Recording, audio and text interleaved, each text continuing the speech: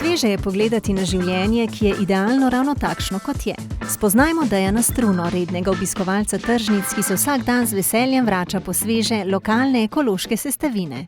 Tako vedno ve, da kupuje hrano iz rok, ki so jo tudi pridelale, na ekološki način. Ekološka hrana ne vsebuje ostankov raznih pesticidov, fungicidov, herbicidov, sredstev za dezinfekcijo in ostalih kemikalij, ki jih potem s hrano zaužijemo.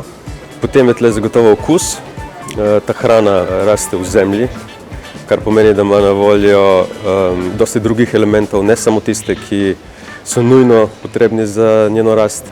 Pa če kupujemo lokalno, odpiramo s tem lokalno skupnost, ni dolgih transportnih poti, skladiščen, kjer hrana čaka tedne, mesece, preden pride do nas.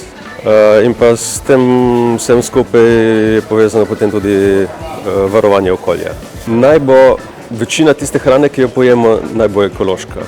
Obiščite ekotržnice, pogovarjajte se z ljudmi, vprašajte, s čim hranijo svoje rastline. Tle bi spodbudil mogoče tudi tiste, ki imajo okrog svojega stanovanja kakšen košček zemlje, naj to izkoristijo.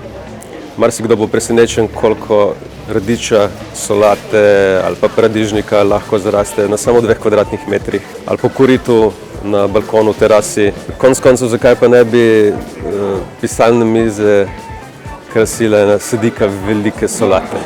Lahko trgamo samo liste okrog, sredina pa raste naprej.